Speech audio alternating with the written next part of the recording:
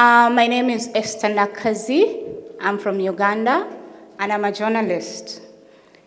This panel consists of many people, or the session is going to have many people speak to us from government, private sector. And on behalf of the Ministry of Rwanda, I want to welcome you all here.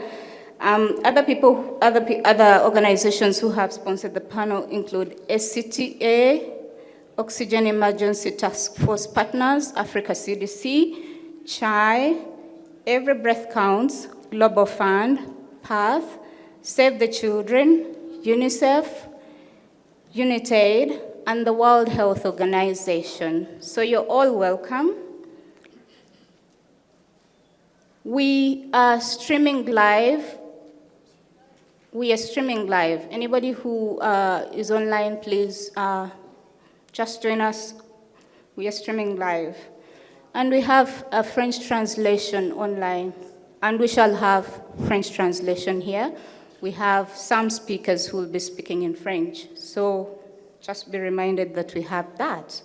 I love to tell stories because I'm a journalist, and we all saw what happened during the COVID-19 pandemic. I mean, we know that oxygen saves lives, and access to safe, affordable, and appropriate medical oxygen services is crucial for improving population health and meeting the SDGs.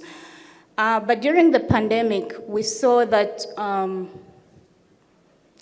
so many people, wanted oxygen. It was brought to the fore that, oxygen gaps were exposed, and there was limited unreliable oxygen services. And that persisted for a while.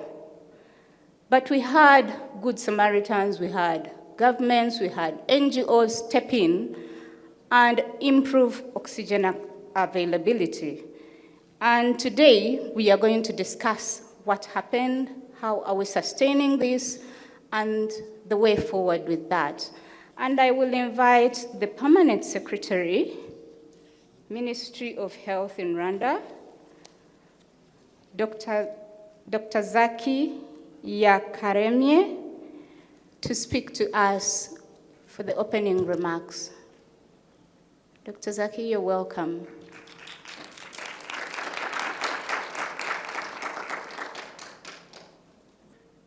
Dear development partners, distinguished guests, ladies and gentlemen, all protocols observed, good morning. I would like to start with welcoming you to Rwanda and on the second conference on public health in Africa. It is again a great pleasure for all of us to be able to meet physically to discuss lessons learned from the COVID-19 pandemic and the strategies to build a resilient health system in preparedness of future pandemics. We cannot talk of lessons learned from COVID-19 pandemic without talking about the importance of oxygen systems.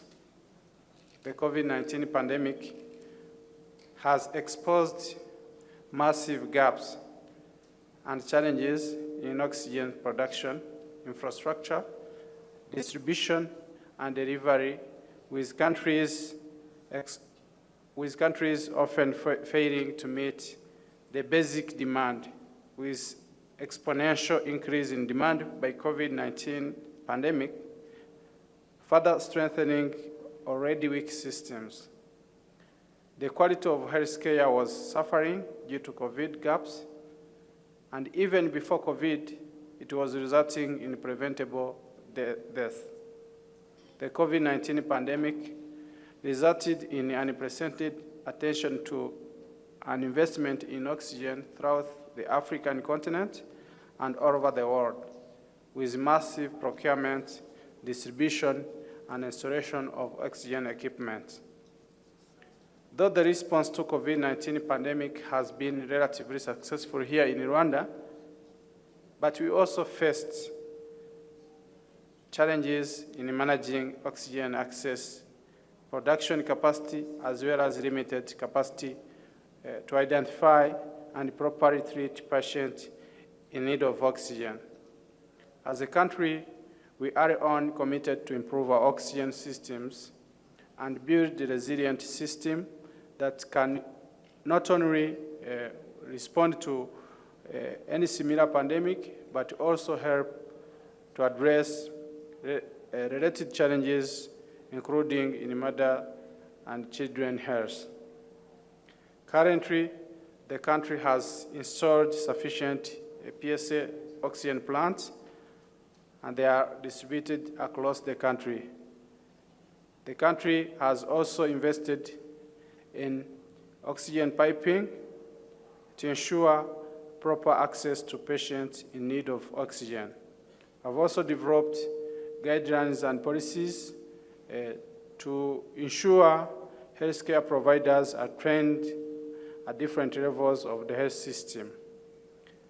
Some of the key priorities that we are putting forward as we continue strengthening our systems include, of course, strengthening the coordination, supply chain and distribution of oxygen between facilities at subnational and national level, as well as further decentralization of oxygen systems.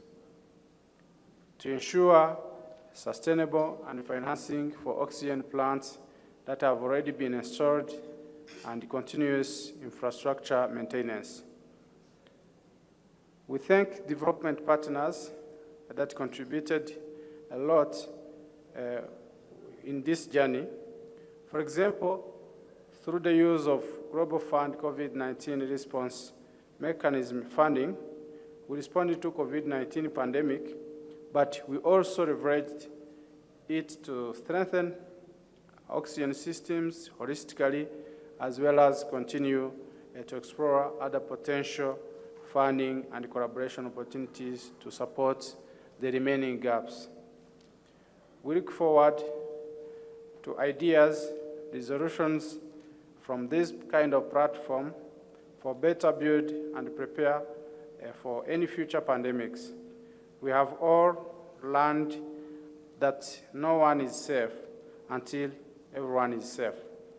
Collaboration and partnership are key to build accessible, sustainable, and resilient oxygen systems.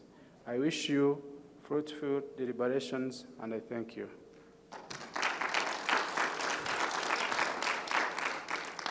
Thank you very much. Indeed, no one is safe until everybody's safe. We shall now listen to Dr. Marisol Touraine, the former French Minister of Social Affairs and Health, and now the chair of UNITAID Executive Board.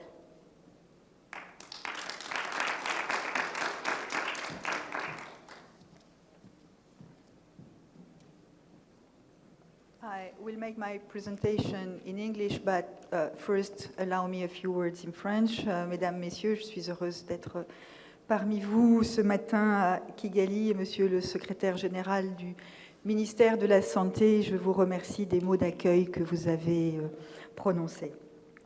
Ladies and gentlemen, it's a pleasure for all of us from UNITAID to be here today in Kigali for this event on oxygen systems. As the COVID-19 crisis enters a new phase, it's of utmost importance that all public health actors in Africa, governments, international organizations, NGOs, communities, of course, can exchange to propose new solutions to tackle existing pandemic challenges and prepare adequate responses to future ones. I want to say a few words about how at UNITAID we address this situation as a political challenge to propose and to provide operational solutions. Because solutions, that is exactly what UNITAID is about. Let me say a few words first to present you UNITAID, because sometimes it's not as well known as it should. For more than 15 years, we have been leading the way by identifying game-changing health innovation and making them a reality for all, mainly in low and middle-income countries. We believe that no matter how good a product or an innovation is, if it is not accessible for those in need, their promise remains unfulfilled.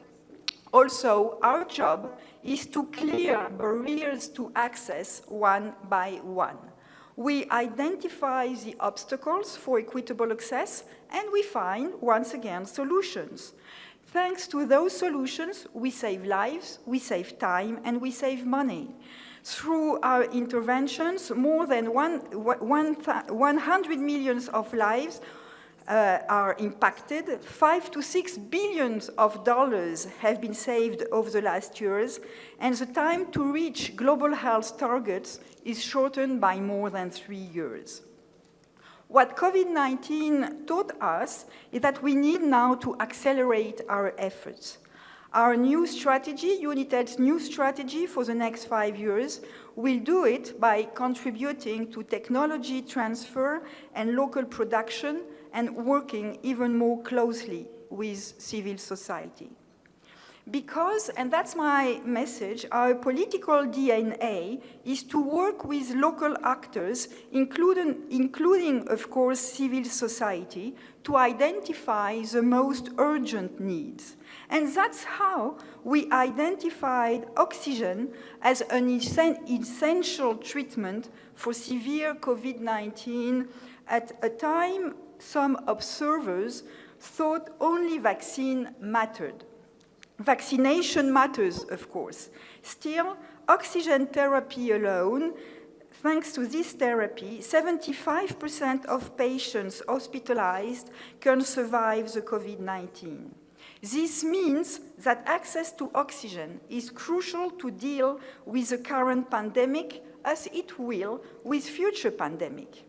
UNITED had already, before COVID-19, recognized the importance of addressing poor oxygen access with efforts focused on scaling pulse oximetry for children in low-resource settings, for instance.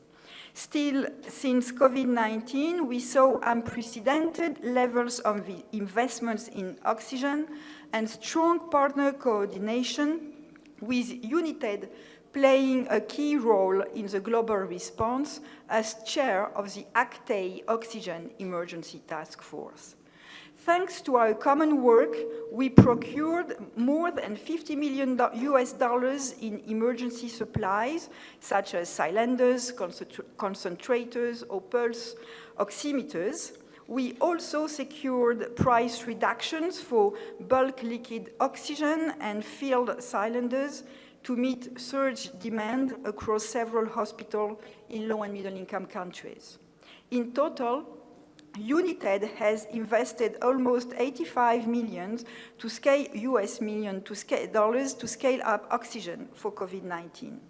As we are in Kigali today, I would like to insist on the fact that Rwanda was one of the countries where those investments were done. This week, I will visit the Rinkwabu District Hospital, 2 hours from Kigali, which serves the population of the Wool Kayonza district. As a result of our common project, the Rwanda Biomedical Center has launched an initiative to install oxygen piping at an additional 11 facilities across the country. This success means that we can achieve more. Oxygen is absolutely key, and not only for COVID-19. And this is my second message. Through ACTAE, we had to find and experiment new solutions to tackle the pandemic. We need now to apply the lesson we learned to other situations and our other diseases. Oxygen is an essential medicine used to treat most of the top 10 mortality drivers in Africa. We need to leverage the gains made and ensure oxygen systems in low-resource settings are ready, responsive, and resilient. It's critical that regions and countries continue to drive national oxygen scale-up strategies far beyond COVID-19, and that all major stakeholders continue to work in partnership beyond ACTE to create synergies and achieve impact. UNITED is committed to expanding access to oxygen in our new strategy with a focus on addressing persisting market and supply challenges. And we will work as hard as necessary to maintain a coordinated response to the scale of these challenges. Ladies and gentlemen, this message today is one of determination. I am convinced that by continuing to work together, by continuing to maximize our impact, we will be able to enable every child, every vulnerable person, regardless of their country, their condition, or their income level, to have access to oxygen and to breathe again. However, this certainty won't go without additional funding. The nexus of the upcoming Universal Healthcare Summit and the focus on pandemic preparedness are opportunities to make the case for it. Let's advocate together. Thank you for your attention.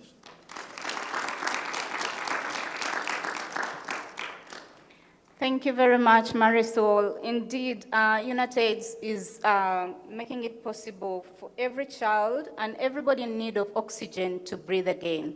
And that's a powerful message. Thank you. So my panel is coming up front, and we have two panels speaking to each other. And I want to invite them here to talk about what did we learn from the oxygen, from the COVID-19 pandemic in terms of oxygen availability. But we shall also tackle what do we need to know to sustain the investments. We've already heard that 11 counties in Rwanda now have oxygen piped in their systems. How is this going to be sustained? The pandemic brought all these issues. We put in place some investment. What is happening now in terms of sustainability? So I want to invite my panelists, and one of them is Dr. Abbas Hassan Youssef, Director, Clinical Services, Ministry of Health, Ethiopia. You're welcome, Doctor.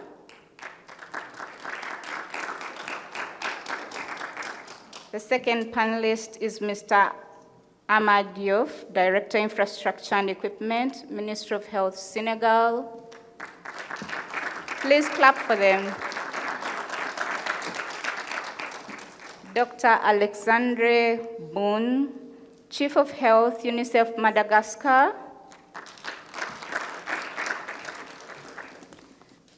Amanpreet Rai, Director of Operations and Developments, Hanrai International.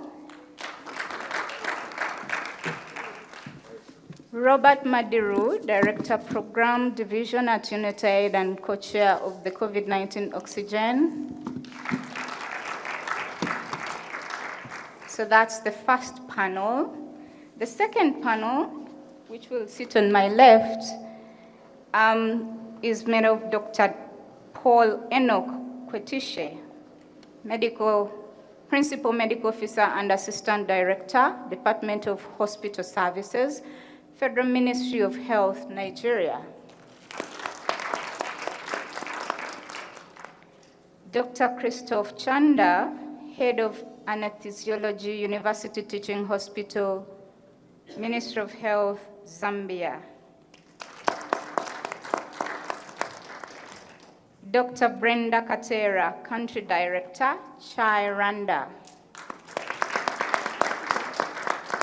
Mr. Bernard Olayo, Director, Hewatele, Kenya.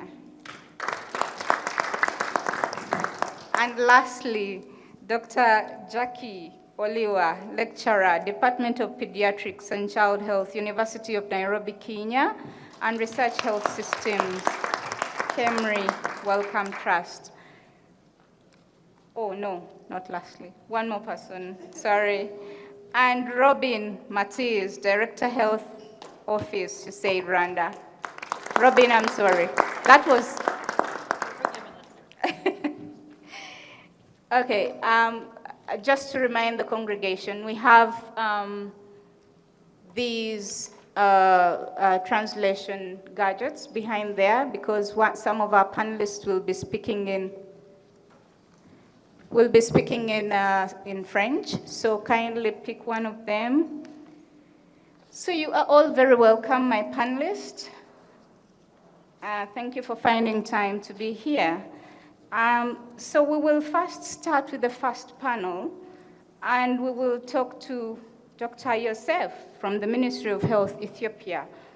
And we just want to know, what is the lesson, the main lesson you learned from the COVID-19 oxygen crisis that happened? Thank you. First of all, I would like to thank CHAI, UNICEF, United, Save the Children Global Fund, Every Breeze, Counts, PAZ, WHO, Africa CDC, and other organizations and partners for their extraordinary financial and technical support on strengthening medical oxygen ecosystem in Ethiopia, as well as in Africa and other parts of the world. So the main lesson we learned from COVID-19 pandemic crisis, the first one is, the first lesson is considering the importance of having a clear medical oxygen roadmap, strategy, and guidelines as part of the existing health system, which was very important for us, especially it was used as a foundation and stepping stone for intervene the high pandemic oxygen demand earlier and coping the challenges of COVID pandemic in general.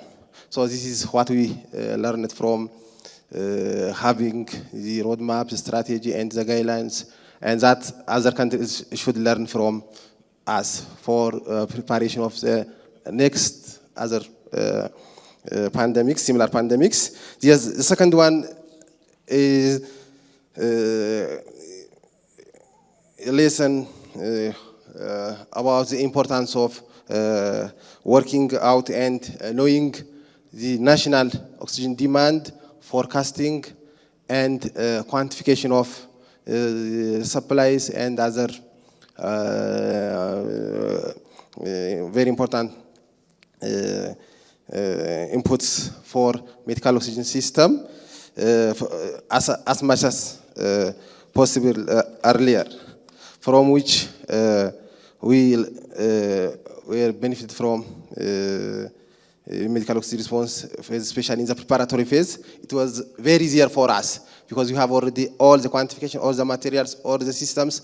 So we directly started to intervene the gaps or problems related to the demand. The third lesson is the smooth transition and scaling up of oxygen production and distribution system to the pandemic on medical oxygen response system, especially in response phase, for we used this as opportunity or changing the challenges to opportunities. Now we have many plants, we have procured many oxygen cylinders, concentrators, and other system. So this was one of our best lesson or experience from the pandemic, strengthening the pandemic system. The fourth one is the lesson. The fourth lesson is the importance of preparing the follow-up roadmap for strengthening the medical or for shifting from the pandemic response to pandemic preparedness system strengthening, as well as integration of the medical oxygen system as part of the existing health system. Based on this, Now we had, as you know, we had roadmap, previous roadmap. Now we revised that roadmap, and we took the lessons from the previous roadmap implementation as well as from the pandemic. And now we are under implementation of the new roadmap to integrate and to strengthen the existing medical oxygen ecosystem. So by now we have already inaugurated 3 medical oxygen plants as part of the continuation part of our roadmap implementation. Now almost around additional 22 oxygen plants are under procurement, and that will be functional after few months. And around 25 central piping systems installation are also under pipeline. And also prepared online training courses and materials for building the capacity of health workers as well as the managers in the health system. These are most of our experience. Thank you. I will come back if there is any question. Thank you. Thank you, Dr. Youssef. That sounds very exciting that you have a roadmap. Ethiopia is one of the countries in Africa that has a roadmap, had a roadmap actually before the COVID crisis. They have now an ecosystem and a new roadmap, and that is really exciting because other countries can learn from you. Anybody online, please, if you want to listen to the next speaker, he's going to speak in French. So go to the French section if you're online, and if you're in the room, there are these gadgets where you can pick up the translations. So pick it up if you don't speak French, and we will listen to Mr. Diop. And the same question goes to you, Mr. Diop from Senegal. What are the main lessons you learned during the COVID-19 crisis in terms of oxygen? Over to you. Bonjour à tous les panélistes ici présents et bonjour à l'ensemble des participants. Et je voudrais d'abord remercier et féliciter l'ensemble des partenaires qui ont appuyé le ministère de la Santé et de l'Action sociale du Sénégal lors de cette pandémie pour faire face à cette crise sur l'oxygène. Le Sénégal, comme à l'instar de tous les pays, a été confronté effectivement à ce manque d'oxygène lors de ces différentes phases. Malgré, il faut le noter, il y avait déjà un dispositif de production d'oxygène au Sénégal. Il faut le rappeler, l'essentiel de l'oxygène est fourni aux hôpitaux par des générateurs d'oxygène de type PSA. Et avant la Covid, déjà le Sénégal avait déjà installé plus de 60 générateurs d'oxygène dans le pays. Mais malheureusement, avec la pandémie Covid-19, on s'est rendu compte que ce dispositif était très, très insuffisant. Le pays est subitement confronté à ces difficultés et il fallait trouver des stratégies pour en tout cas faire face. Et c'est là où une leçon importante qu'on va noter tout à l'heure, que le Sénégal a fait recours au secteur local, au secteur privé local qui produisent de l'oxygène en système de bouteilles. Ça a été une forte décision de l'État du Sénégal qui a réquisitionné ces secteurs publics. Et ceci a permis, entre le mois d'août et décembre 2021, de livrer plus de 120 000 mètres cubes d'oxygène au niveau des structures de santé.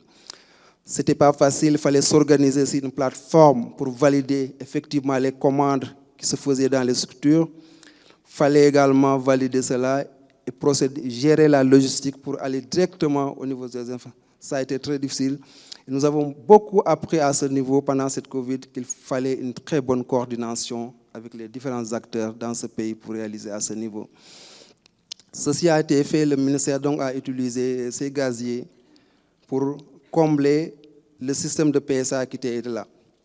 Les partenaires également, une leçon apprise, l'intervention de ces partenaires, parce que dans certaines zones, on a innové. L'oxygène pouvait être disponible, mais ne pouvait pas être distribué jusqu'aux patients parce qu'il manquait des réseaux. Et là, rapidement, les partenaires ont senti le besoin et ont appuyé l'État du Sénégal à mettre en place ces réseaux-là. Ça, c'est important. j'insiste sur ces deux parties, le secteur privé, l'apport d'abord de l'État, l'apport du secteur privé local, mais également l'apport de ces partenaires-là. Ça a été un moment fort pendant cette Covid et qui nous a permis d'être face. Ceci étant dit, on a tiré des leçons par rapport à ça. La première leçon, c'est la nécessité encore d'investir sur le secteur de l'oxygène dans nos pays pour les rendre souverains. Beaucoup d'initiatives sont faites, mais le besoin est énorme. Donc aujourd'hui, il est très important de continuer à financer ce secteur pour mettre en place des dispositifs de production d'oxygène.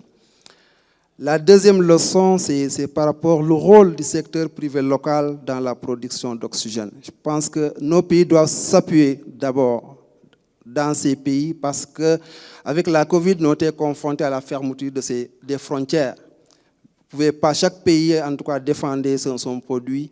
Et nous, en tout cas, le secteur local, privé local nous a permis de faire face à un certain moment. Toujours, cette leçon apprise, c'est par rapport au secteur partenaires techniques et financiers également qui ont joué le rôle, en tout cas en investissant sur le volet sur lequel l'État a voulu, en tout cas ces partenaires-là, les investissent. Et la quatrième leçon tirée, c'est la nécessité également pour l'État du Sénégal de mettre en place des documents, la réglementation, des stratégies de production, d'installation et d'utilisation de l'oxygène, mais également normaliser tout cela pour en tout cas assurer l'oxygène de qualité pour le malade.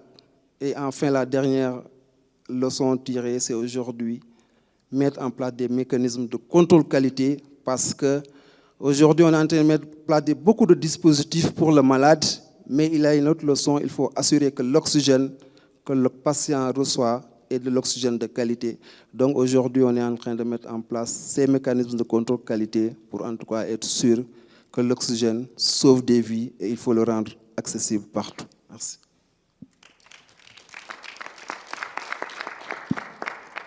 Thank you very much, Mr. Diouf. I will put a tag on you on the financing because you said you're giving more money, putting more money there. And you learned quite a bit of lessons there, working with the private sector and, providing quality oxygen in the hospitals now. I will now move because the panels are talking to each other. So now I'm moving to this side and I'm going to ask Dr. Paul Kwetisha. He speaks English, so you can listen to him. He's from Federal Ministry of Health. So we have now moved from that pandemic mode.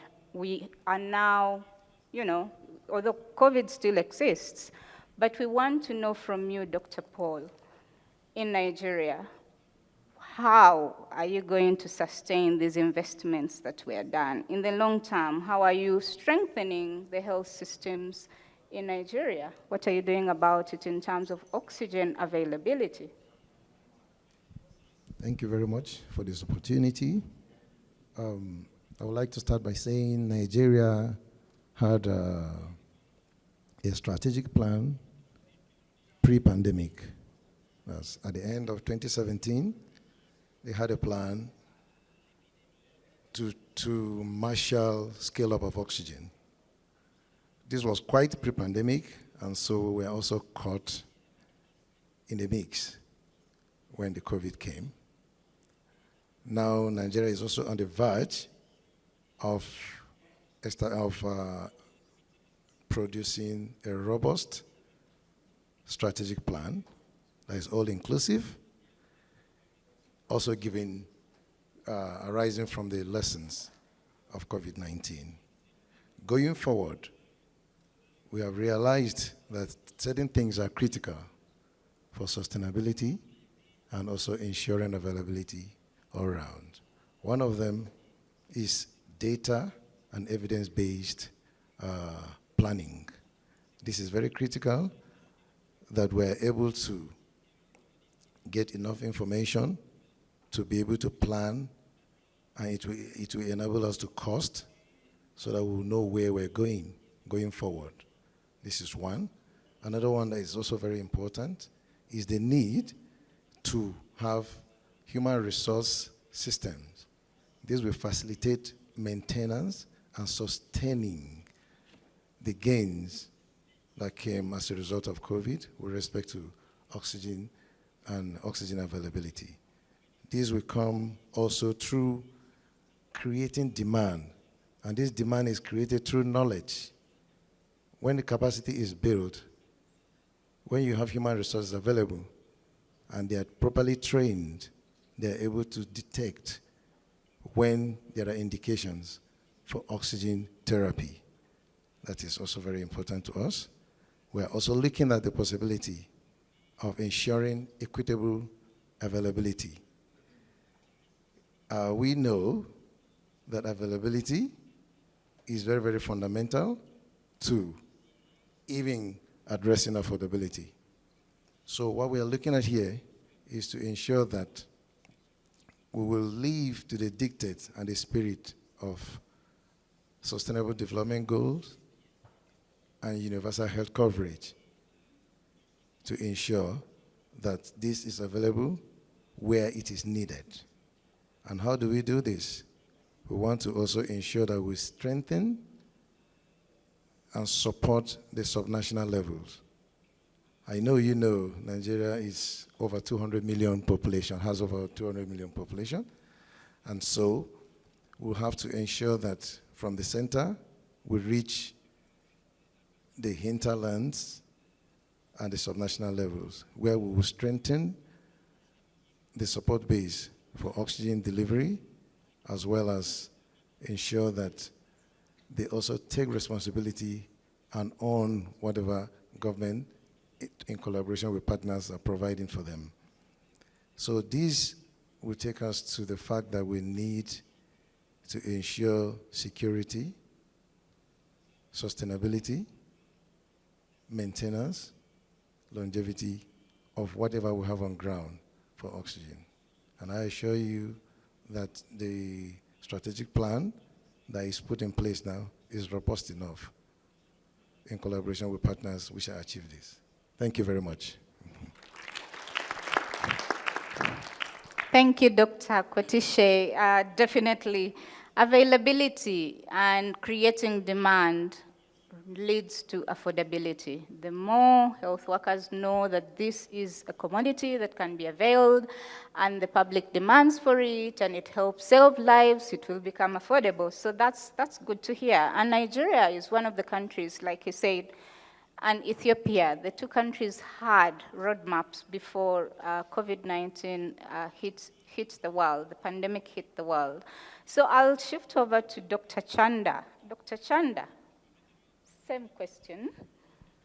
What is your top oxygen priority as you shift from the pandemic response to the long-term health system strengthening and preparedness for the next pandemic? Yeah, thank you very much. I think I'll pick it up from my colleague. I think COVID taught us that we had a gap in terms of governance. I think when we did an assessment shortly before the pandemic, we realized that each hospital managed COVID in terms of oxygen 3-star. There was no systematic way of doing things, so we started making up a strategic plan, which has been finalized, and we hope that we can implement it. But I think when you look at the strategic plan, it gives us a roadmap, and most importantly, it's a sort of selling to the political leadership in terms of financing. And I think we've just done NHSP, which is the National Health Strategic Plan, and we've included the oxygen strategy into the National Health Strategic Plan. And that, for me, guarantees financing for the document, because these documents are assented for by the minister and the permanent secretary. I think that guarantees, to some extent, funding for that. Now, the other issue is that we know that oxygen is a drug. I think over time, oxygen has been delegated to biomedical engineers. I think on board, we know that countries normally have regulatory authority in as far as managing drugs is concerned. So in our land, we do have Zambia Regulatory Authority, which basically quantifies drugs. And we feel that it's their responsibility to ensure that oxygen is quantified from the lowest level, up to the national. And therefore, that would feed into the drug fund. And that will guarantee to some extent funding for oxygen. Now, the other issue again is that when we did some assessment on producers of oxygen, I think we realized that oxygen was produced anywhere. And I think the issue of regulation comes in. So we do have another regulatory authority that looks at the legal aspect of production. And that will look at production issues, distribution, and vessels for carrying oxygen. I think that's quite very key. Now, I just want to look at private sector involvement. I think oxygen is an engineering problem. It's not much about a clinician. So we feel that engaging private sector in more resilient systems of production is quite key. I think when you look at the PSAs, I think we've bought quite many PSAs. When you look at COVID, even the PSAs failed because I think they're not robust enough to meet the SAGE. So the issue of thinking and looking at investment in liquid oxygen is quite very important because that then will provide and they will be able to respond to the shock. That's the first point. The second point is that running 4 plants can give you trouble in terms of maintenance. And I think we saw it during COVID. There were lockdowns and therefore we couldn't get spares. So we feel that engaging the private in running some of these plants would be very key. Many countries will have 40, 50 plants in the country. And therefore, that would, in 10 years down the line, will the plants be available? So we think that it is important to look at possibilities of private-public partnerships. And that's what is contained in our strategy, and I feel we need to explore that. The other issue is about financing. I think financing for oxygen is quite not very straightforward. I think that's what we learned from the COVID. So we feel that having a national document will guarantee financing, but will that finance be enough from central government? I think we still need other players to come on board. I think we just recently launched an insurance scheme, and we feel that the insurance scheme is meant to supplement the government efforts, and we've already taken COVID oxygen SOR on board so that we can get the fund from the insurance scheme to ensure that we do have some funds for maintenance. Now, again, the document will give us an opportunity to speak to cooperating partners because it's a costed document, and therefore it gives us many aspects. And we feel that the implementation, the scaling down of the document up to the lowest level of care, and we feel that that would be very, very key to sustain the gains that we've just achieved. Thank you so much. Thank you, Dr. Chanda. Really, governance is a key point, and regulation is a key point in oxygen availability. I'll now cross over to my right hand to, do you have a mic? No, they have a mic. Okay. Dr. Boone from UNICEF. And how did UNICEF really help in terms of making helping countries scale up oxygen availability during the COVID-19 crisis? Thank you very much for the question, and thanks to have invited me to the panel and UNICEF to tell a bit the story about how did we try to contribute to the oxygen response worldwide. But I will start from our experience in Madagascar, where I am the Chief of Health for UNICEF for 3 years now. It was a very interesting story, as everyone was confronted to this very, very high demand on oxygen. Sort of luckily enough, in view of the guidelines that were already published by February, March 2020, we anticipated a bit the increasing need for oxygen, particularly in Madagascar. Then already by April 2020, we launched a request for proposal for local suppliers to anticipate the need for the response. As such, we managed to get, in fact, one regular medical oxygen supplier, but another one who was from the industrial world and the industrial oxygen supplier. This one converted sort of his support to also help us on medical oxygen supply. as such, and we had 4 waves of COVID in Madagascar, of which the second one in January to June 2021 was the worst with the beta variant. But overall, over the 4 waves of COVID, we assisted the country and supplied more than 580,000 cubic meters of oxygen using these 2 suppliers, and a third one came on board, also assisting with liquid oxygen. There was one hospital that had more than 450 beds that had been converted to COVID response, and the flow of oxygen was so high that we didn't respond even with normal oxygen plants.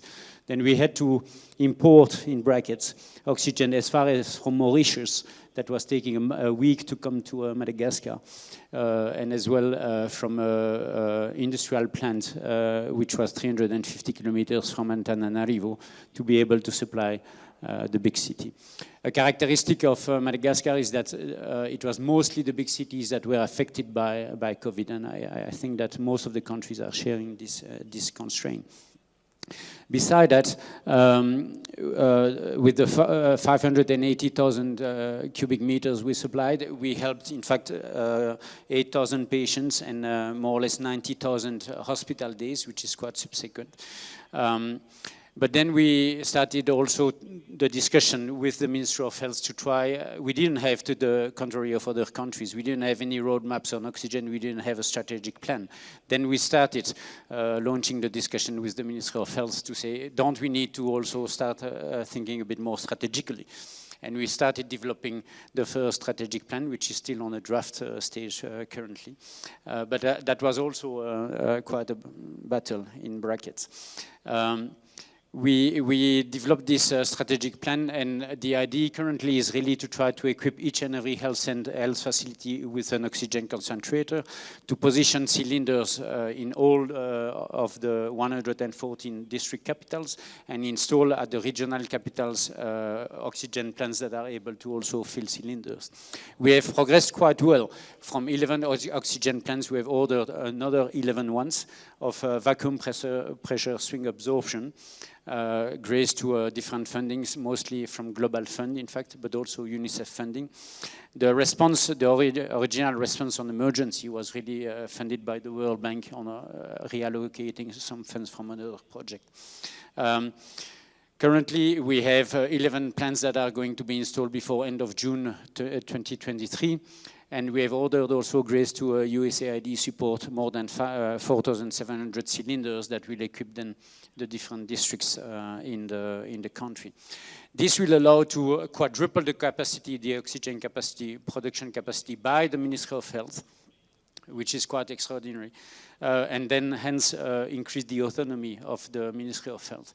Then we will need to discuss a bit more about the real capacity for the Ministry of Health to keep on maintaining this, but at least the contracts related to the installation of the oxygen plants is maintenance for 3 to 5 years, which is already, it gives you a buffer to start preparing the next steps, which is quite good.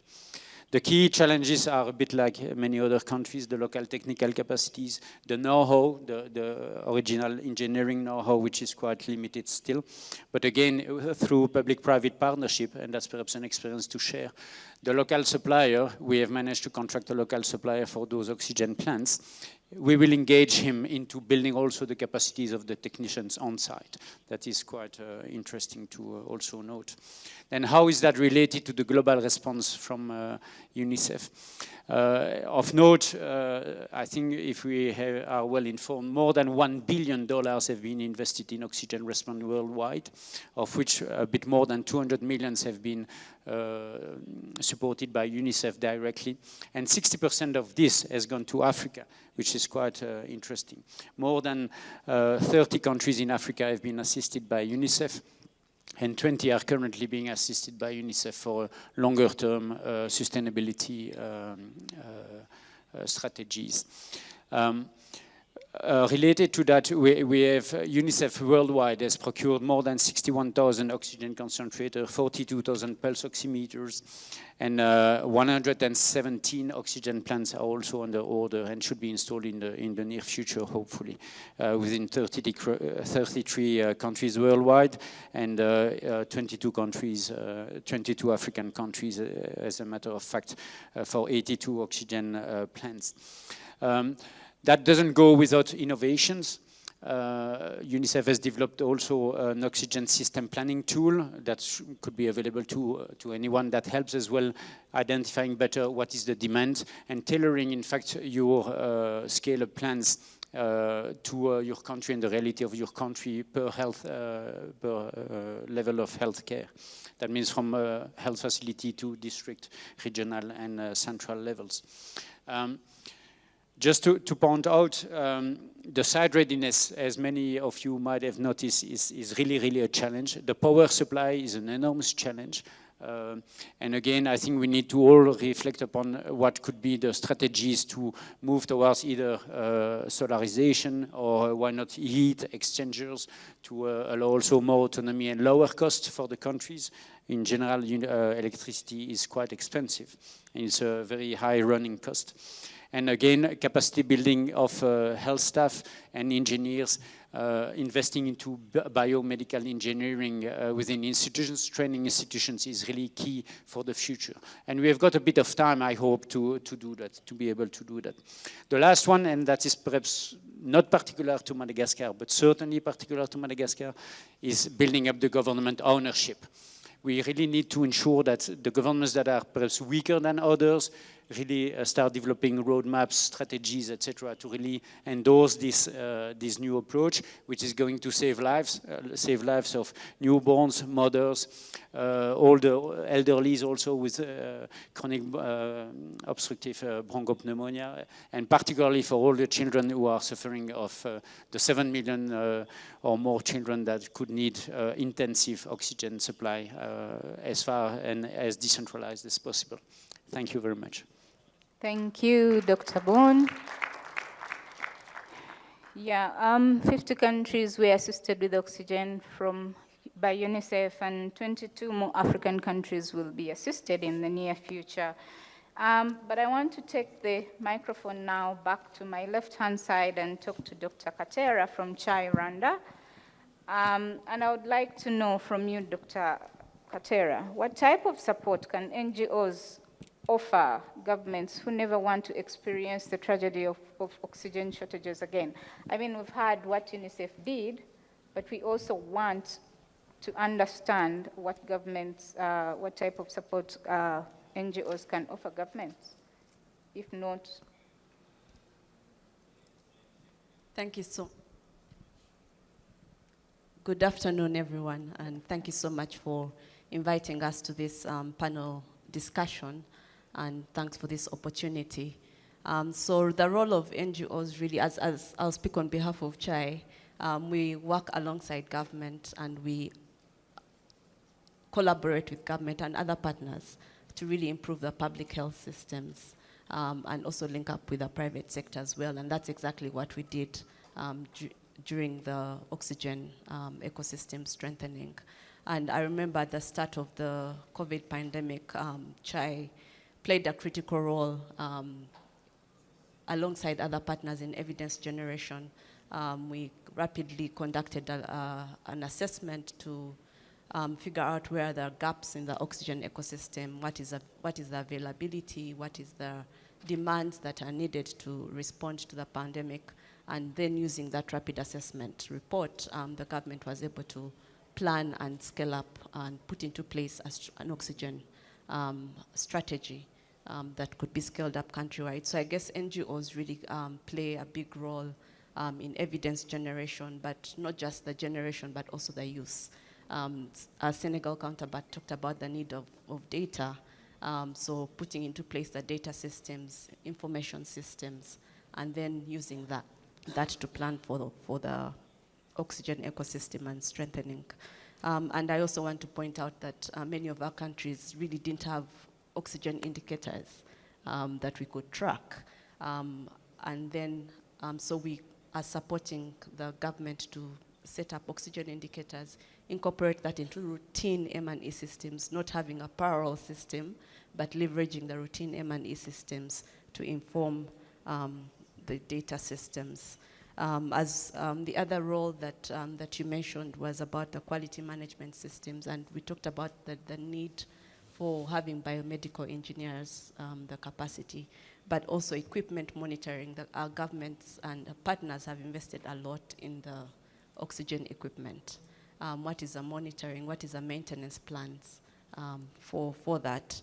So we need to work alongside our partners and governments to really put into place those plans. Today being UHC, Universal Healthcare Coverage Day, in the framework of primary health care coverage, I won't forget to talk about the role of decentralization of oxygen systems right to the subnational levels. I think Nigeria had mentioned that. We need to ensure that there is equitable access to oxygen systems. In many of our countries, oxygen was limited to the referral and maybe district level systems of delivery.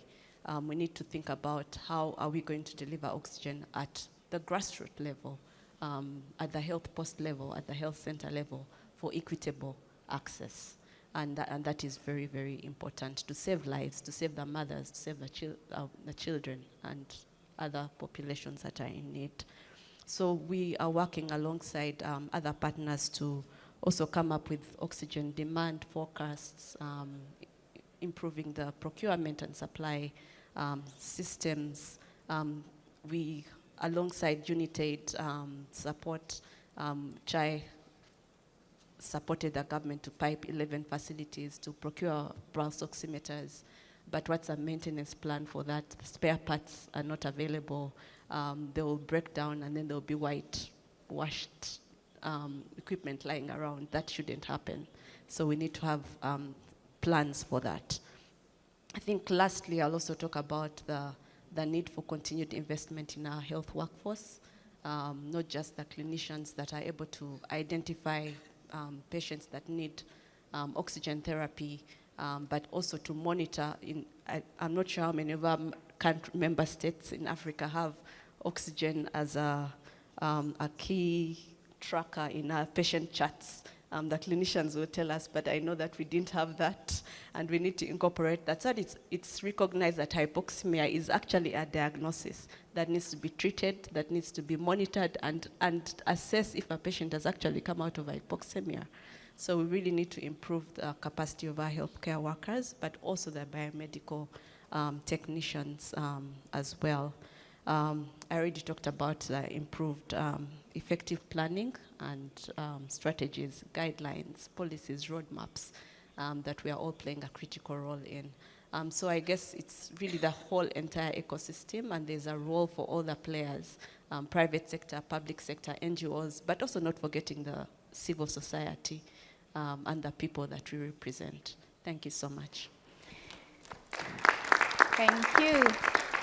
Thank you very much, Dr. Katera. Indeed, equitable access, even at the lower level, is key. And I remember when I was writing a story on oxygen demand, and I was asking people around, like my government, and what's the demand, what's the supply? And data wasn't available at that point in time during when the Delta variant was really at its height, and everybody needed oxygen. And you would see very many ambulances flying people to the high care clinics to get oxygen. So I will now go to my right-hand side of the panel, because these panels are speaking to each other. And I would like to speak to Rai, right? Yeah. So how did the private sector step up to deploy oxygen supplies, working with partnership with governments and international agencies? Because everybody is talking about the private sector. Some governments are already working with the private sector. So how did the private sector work with some of these governments? So thank you very much, and good afternoon, everyone, and thank you for the question. So I think the first thing really that we did at the private sector was make the emergency and necessary supplies available. So our focus at SANRAI was more on the bedside stationary oxygen concentrators. And the reason for that was that they are rapidly deployable. They can easily be moved around to different facilities, and they can really be used to deploy emergency response. So with those concentrators, we worked quite closely with a number of governments as well as private sector and NGOs, hospital chains, et cetera, to be able to immediately respond. A lot of the procurement that was done from Global Fund and others was around things that require some structural investment. Our focus initially with the pandemic and with the demand was how quickly can we get oxygen where it's needed most, at that grassroots level for patients where they are, as opposed to needing to refer them to the secondary and tertiary facilities. And I think from that we also learned fairly important lessons, some of which I think particularly when talking to governments and to other INGOs, is at the private sector, we are quite familiar with the maintenance and service that's needed. When we're talking about the investment and making a sustainable investment in healthcare infrastructure, if you don't pair devices with service, support, education, and training, they are limited in their impact. And fortunately or unfortunately, I think the INGOs and the governments were more familiar with vaccines, with pharmaceuticals, and not quite as familiar with devices and the continuing sustainable investment that's needed. So that was another area where I think we were able to step up and say, okay, we've got to start looking at a bigger picture here. We need to say that there needs to be an investment for the human aspect. There needs to be an investment in the clinicians. I think one of my fellow panelists said that there isn't that focus on clinicians and at the grassroots level of how to use oxygen. In a lot of countries, it was limited, only 2 referral centers. In COVID, we had to rapidly educate, and we were very fortunate to be able to make digital tools for that, to make videos that were translatable into different languages that any biomedical engineer or any clinician would be able to use and then start successfully treating patients.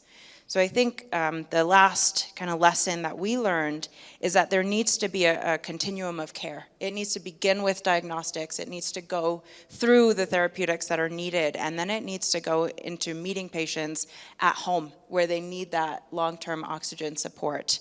And we feel that there are unique partnerships, public-private partnerships, there's unique business models around oxygen as a service. There's probably some innovation that is due from an equipment side that can really make a difference. And we can create impact, not just immediately solve an emergency problem. Thank you.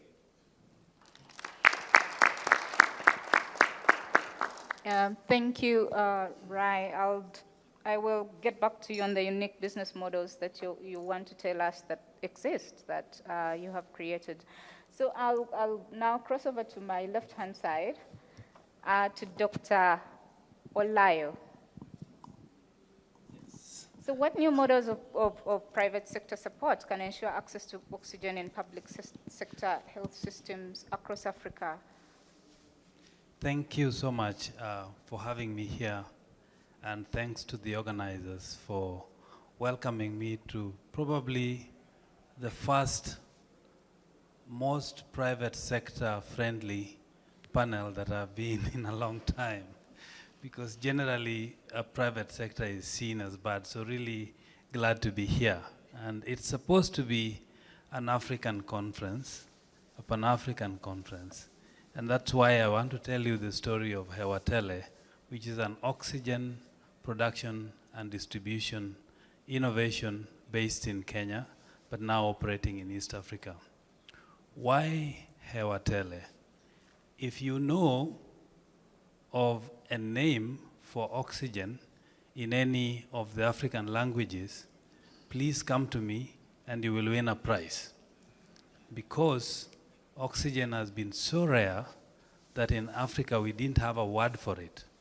So when we founded our innovation around 10 years ago, the closest word we could get to oxygen was hewa, which loosely translates to air, and tele, which means plenty. We wanted to bridge the gap. Now, our model has pretty much done what any business would do, which is to identify market failures and address them. What we want to do, and what we are proposing for this panel to promote, is that we should transfer the risk from the person who is most vulnerable to the person who is best placed to address it in the marketplace. And I'm so glad that many governments are already thinking of working with the private sector. Because, as one of my colleagues said, this is largely an engineering problem. It's largely a logistics problem. And governments are not best placed to address some of these problems. Every PSA installation that you have provided in Africa is a maintenance problem. In addition to being a solution, please consider it a maintenance problem to that country, to that hospital, to that health system. Should we cry about it? No. There are actually solutions that exist if we think about it, if we plan for it, and if we dare invest in it. Now, I think many solutions have come up, and we've thought about, oh, why don't we train biomedical engineers? And I have many of them. The biomedical engineers are just as useless as the availability of spare parts. So they will come in, they will make a diagnosis. If they can't get the spare parts, then that plant will be down. So we must think of it holistically in terms of from the design stage, and I've seen many plants come into these places, and lo and behold, the plant has been delivered, but we have single-phase power. So these plants require three-phase power.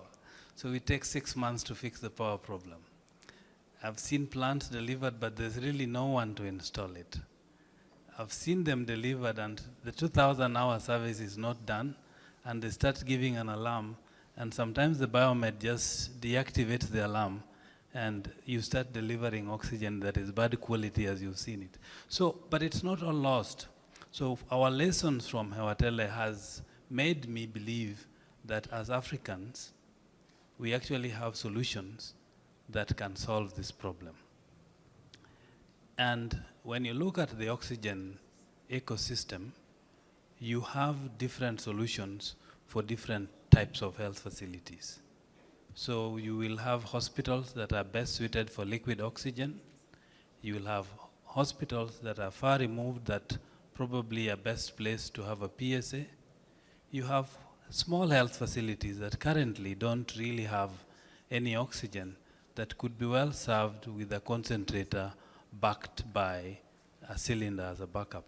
And of course, you have home use area where we really need to invest in that space. That area has not been addressed.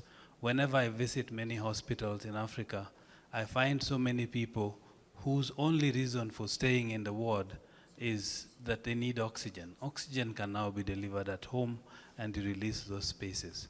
So this is where we have been investing in the last 10 years, and I wanted to share with you this as a lesson. What is stopping us from making this happen? And there are a few challenges that the private sector face. One is, right now when you have COVID-19, the government opened the doors for us. In normal times, the private sector is seen as an enemy. They want you to go in a 1-year contract, which for me, as a business, for me to invest properly in maintenance capacity, a 1-year contract doesn't make sense for me. I can't even find a good engineer to hire for 1 year if that's the only time I have a contract. So longer term contract, well negotiated, gives the confidence and the comfort to the private operator to invest in the supply chain, to invest in the spare parts, to invest in people that will keep these technologies working. So that's one thing that I would ask for this group to think about. The second part that we need to think about is someone someone to negotiate between the government and the private sector. I have noted, I used to work for the government before in a government hospital. Governments are really bad at negotiations. So during such emergencies, they get a really bad deal sometimes. So helping the government to get a really good deal where you get quality guaranteed, you get a good price for your product. This market is so expensive. A liter of oxygen when we started in Africa is relatively 13 times what it costs in North America and maybe 10 times what it costs in Europe. This shouldn't be the case. There are ways through which the governments can have some volume guarantees and negotiations that allow us to avail oxygen to our patients at a much lower price than we currently do. Thank you very much.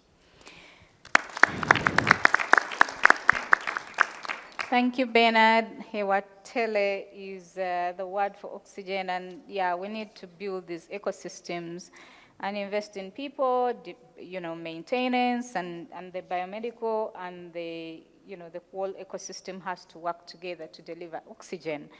I will now skip over to Jackie, Dr. Oliwa.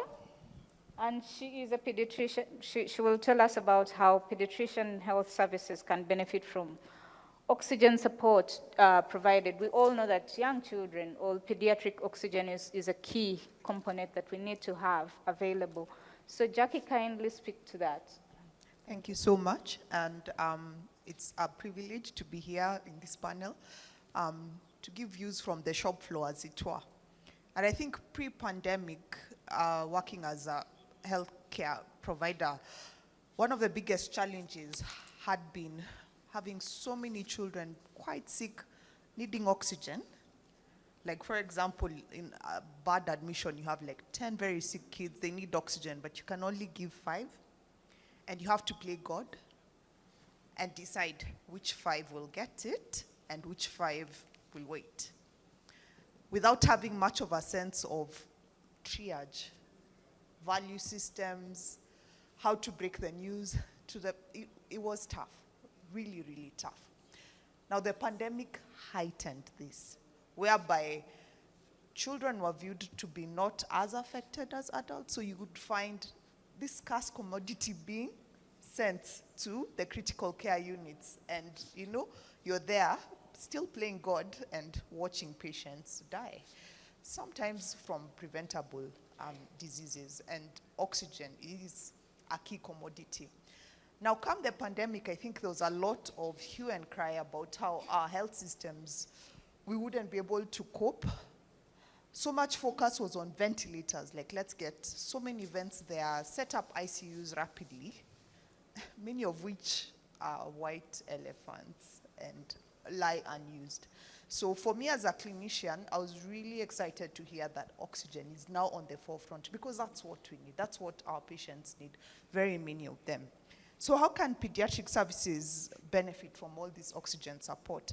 I think our colleague Brenda mentioned that oxygen needs to be packaged as a drug, and drugs need prescriptions. If you look at many of our treatment sheets, oxygen, give PRN as necessary, but penicillin has a prescription, 1 milligram, 4 times a day, like that. So we need to have that awareness that oxygen is a drug, an essential drug that needs to be prescribed to the milliliter for how long, and reassess, monitor patients. So having this awareness in healthcare workers that it's a drug that needs to be prescribed. And then if we have increased access to pulse oximeters, then this playing God will be made a bit easier, because now we can triage and give oxygen to those who need it the most. So increasing access and use of pulse oximeters and commodities like flow splitters, because if you come to some of our rural hospitals, you'll find a used IV set with giving sets being split, being used to give oxygen to several children, and you have no idea how much oxygen is actually reaching the child. So flow splitters and other commodities that enable the rational use of oxygen is very, very key. And we've heard about universal health coverage, equity, so down to primary health care, so that less ambulances running back and forth, right at the district level where people need oxygen and they get it, and as Dr. Laz mentioned, even to home care, and just ensuring that those who need it get it. And pediatrics is a special population whereby, especially in the newborn side of things, where too much oxygen can be harmful. So for our preterm babies, we need oxygen carefully titrated. So it's not uncommon to come and find, yes, they're very sick, so they have a huge mask over their face, get given up to 15 liters of oxygen. We're thinking we're doing the right thing, but on the back end, we're damaging their retina. So a lot of awareness needs to be there about this oxygen. And I think the last thing I need to state is, in as much as we're increasing awareness amongst healthcare workers, we also need to educate the lay public. There's a lot of stigma to oxygen use. Sometimes when you say that this child needs oxygen, you'll see, there's a lot of panic, Some communities will even try to end the life of the child just because you say they need oxygen. So to address the stigma, to let the public know that oxygen actually helps prolong life and is not necessarily a death sentence. So I think, those are some of the issues I'd like to raise from the shop floor, as it were. Thanks. Thank you, Jackie. Oftentimes when I go to hospital and I see somebody is on oxygen, then my heart starts pumping quickly, like they're going to die. What's wrong? What's going on? So I think we also need to really educate the public that this is a drug and this can help prolong people's lives, and they can embrace it and not start panicking like everybody panics when they see that somebody is put on oxygen and they think they're going to die. So I'll now shift over to Robert. Robert, what are some of the key lessons on how partners can come together to invest in oxygen scale-up? Great, thank you. After such an esteemed panel, it's hard for me to come in close to the end, but I'll bring the perspective from UNITAID as a development financing agency, but also the perspective as the chair of the Global Oxygen Emergency Task Force, many of whose members pulled together today's session. I mean, at the start of this pandemic, we just saw how tragic the lack of access to oxygen was, and it's not that lack of access to this essential therapeutic did not exist before COVID. In fact, it really exposed just how neglected an essential medicine oxygen was, given the attention that COVID brought to the issue, and just the sheer number of deaths in such a short time frame that we can't even put a number on, but so many were attributable to the fact that people could not access oxygen for critical care.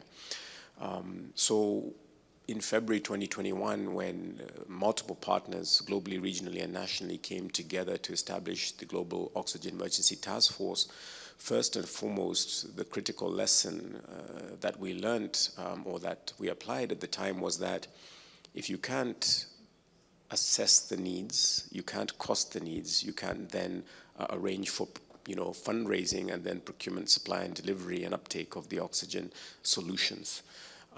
At the time when the task force was formed, there was precious little financing being committed as a part of the COVID response globally to oxygen, among other things. Vaccines were heavily prioritized, as they should have been. Therapeutics less so. We didn't have too many solutions, but not many people even considered oxygen a therapeutic. Diagnostics obviously were prioritized given the need to find people, diagnose them and link them to care. So at that time, what we prioritized as a task force of multiple partners, UN agencies, international NGOs, regional agencies, was working with governments and their stakeholders on the ground to rapidly baseline the emergency needs, translate those into fundable propositions, and then advocate with funders to actually fund those plans.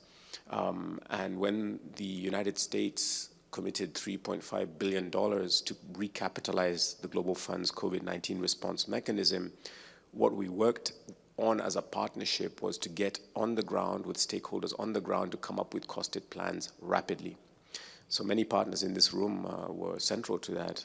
CHAI, Partners in Health, PATH, ALIMA, UNICEF, WHO, UNITAID. We worked with governments night and day to come up with costed plans, because what we had heard before that from the World Bank, who had billions of dollars available for concessional loans and some grants, is we don't have costed plans, so we can't fund them. True, they can't fund if we don't have a rational plan to fund. So the first thing was to assess the needs rapidly, cost the plans, get those plans submitted, get them approved by C19RM, which became the biggest source of financing actually for therapeutics, diagnostics, and oxygen, and then translate those funded plans into actual procurement and supply as well. And then when the oxygen solutions were deployed, work with governments to ensure proper installation, to ensure proper agreements for service and maintenance, and so on. So that was one critical first lesson, the needs assessment, translating into rational plans, and then linking that to procurement and financing.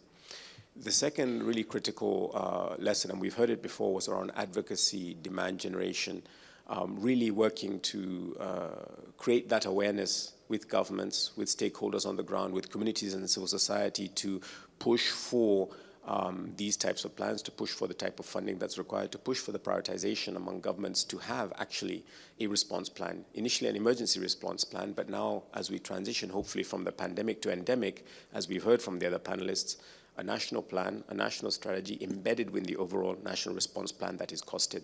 So at that time, it was about an emergency response plan and getting the demand and advocacy around it. So that was really key, and many partners were involved, but the Every Breath Counts Coalition was central to the efforts of the task force to coordinate that messaging and that demand, and then working with the partners to get it out. So that was key. In addition to that, we recognized the criticality of market coordination and market shaping. So you heard from Bernard that the private sector and industry are not the enemy. No, they're central to public-private partners to arriving at solutions. And prior to this pandemic, the extent to which access to liquid oxygen particularly, but also PSAs and other associated parts was so concentrated, massive oligopolies. But it didn't mean we don't engage then the industry partners, the massive multinationals, but also the other companies who are responsible for manufacturing. You engage them in partnerships, structuring win-win arrangements. And that's why during the first year of the task force operation, the first two flagship agreements with multinational companies was set up to basically say we have to work together to get the prices down, for liquid oxygen, for landed oxygen, for delivery, for filling cylinders. We have to have plans that are aggregated and costed and forecasted across multiple countries, even though each country will have its own tailored solution. So the partnership within the task force was central to that. So ensuring that market coordination and market shaping was central to the efforts of the COVID response for oxygen was key, and then to ensure that those are maintained going forward and expanded. And by that I mean a key lesson is that we're not only going to continue to work with the big multinationals, we have to now also bring in other companies, tier 2 companies on the continent in Africa and elsewhere into the mix, other PSA suppliers, market shape for spare parts which are in short supply and often have major supply security issues. These are really critical. It's not just about massive procurement and deployment of CapEx. You have to also do the market shaping and market coordination, which partners such as UNITAID, UNICEF, CHAI, PATH have been really central behind, and then working closely with Global Fund and others to centralize this in their systems and approaches to procurement and supply. You heard also from the panel, and this was another lesson for the funders and the collaborators around data, around metrics. And that's why under the task force, we set up a very dedicated work stream around establishing key performance indicators to, first of all, align on how we measure the needs in countries and then aggregate that globally, align on how we measure the actual delivery of impact. So you deliver CapEx, you deliver PSAs, you deliver liquid oxygen, you deliver pulse ox, but if you can't actually then measure what that's delivering in terms of deaths averted and lives saved, you can't necessarily continue to sustain your business and investment case with funders and governments. So that's really key, and the WHO agreed to lead those efforts with many partners to set up common metrics to be able to measure these things nationally, regionally, continentally, and globally. So that's another critical aspect of what the partners came together to do. So those are some of the fundamentals, having strategic planning and costing and baselining, market shaping and coordination, effective advocacy and demand generation, and then key performance indicators and metrics. But lastly, since this was a multi-stakeholder initiative, another critical lesson was, apart from global, multilateral, and bilateral partners coming together to do this work in a way that's complementary and non-duplicative, another important lesson was having sufficient buy-in and support from regional and national mechanisms. We didn't have enough of that at the start. We were moving too fast, but that wasn't an excuse.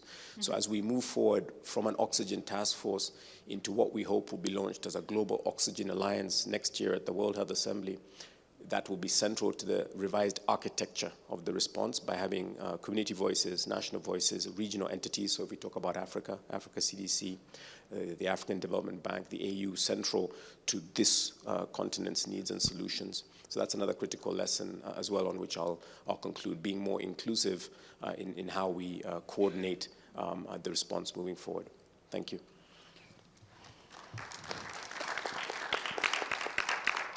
Thank you, Robert. Indeed, yeah, a global oxygen alliance is a key issue that we need to look at. So I'll now lastly cross over to Robin, who is our last contributor here, before we go to the next part of the panel. And Robin, I would like to know how donors, such as you said, continue to help countries close oxygen access gaps, including through commitments to improving child survival. Thank you, Esther. Thanks for the question. It's a great one. So as Esther mentioned, I'm Robin Martz. I'm the head of health with USAID Rwanda based here in Kigali. So I have the honor of working with Brenda from CHAI and the permanent secretary who you heard from earlier.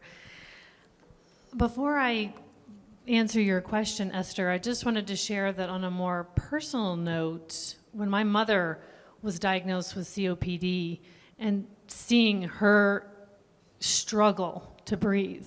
We talk about oxygen as life-saving, and it is, but it's also life-changing. So she had the ability to have oxygen at home and be able to breathe, which you can imagine seeing someone not be able to breathe is really just torture. So again, oxygen is life-saving, but also it's life-changing for those who need it. I want to thank the hosts and of this meeting, of which there are many. So thank you so much for inviting me. I think I would break up your question, Esther, into two. You asked about what donors can do, and then you also asked about financial commitments through child survival. So I think in terms of the donor's role, and I try and do this here in Rwanda, is around coordination and around communication. So I chair the Health Development Partners Group, of which Brenda is an active member. And so that is a forum in which we can communicate about a number of things within the health sector. And we have had presentations from CHAI and others talking about the issues, the challenges, the gaps in Rwanda, hearing about the assessment that CHAI conducted, trying to reach out to other donors and development partners to help support the work. And also honored to co-chair the health sector working group with the permanent secretary, again, where these issues come up. So I think continuing to lend our voice in terms of the communication and the coordination.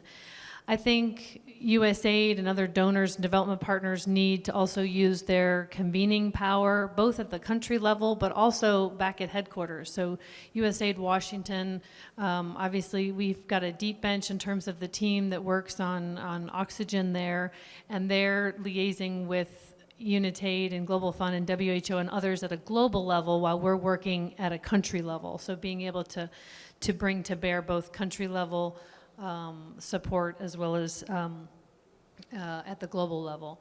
And I think at least from the USAID side, where we work through implementing partners, whether they be more and more now local organizations, but also international NGOs often, is bringing to bear their global expertise and their sort of evidence-based best practices that they can bring to bear in countries. And we heard a lot about the capacity that's needed, the technical assistance that's needed in a number of different areas. And I think lastly, but probably most important in terms of what donors can do, is follow the lead of the government. And so in Rwanda, we're very lucky to have a very strong Ministry of Health and Rwanda Biomedical Center, who is the implementing arm of the Ministry of Health. And we have very strong leadership there. In countries where it's not as strong, being able to advocate, and I've heard some of the other folks on the panel talk about this, is providing support to generate that government leadership. So then continuing to sort of lead from behind, I guess, as a donor and development partner.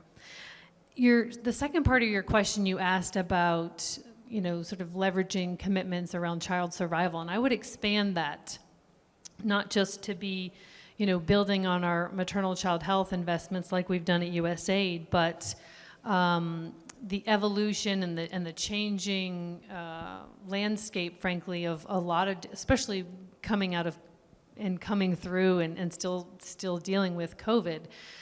The Office of the Global AIDS Coordinator, as many know, we have a new ambassador, Ambassador Kengasong, who came from the Africa CDC. So he has basically shared his vision for PEPFAR, which, as you know, is billions of dollars of investments around the world, and a lot of that is on the continent. And reimagining PEPFAR, meaning thoughtful investments in systems. So we've been very focused on HIV through the PEPFAR program, but a focus on systems and really looking also at global health security investments, of which we've seen oxygen is a critical piece to that coming out of the COVID pandemic. As well, USAID has announced a doubling of its efforts in global health security investments. So previously, USAID globally had 25 priority countries that had dedicated global health security investments, and that is literally doubling to 50 countries. And Rwanda is one of those new 25 countries that will get dedicated global health security funding, so we're happy about that. As well as the number of supplemental fundings that we got through the U.S. government, thanks to our Congress, namely the American Rescue Plan Act, so the ARPA funds that helped to build oxygen systems across the world. So just a little bit about not just USAID Rwanda, but USAID writ large in terms of what it's done just in 2020, 21, 22, just over the last 3 years during COVID.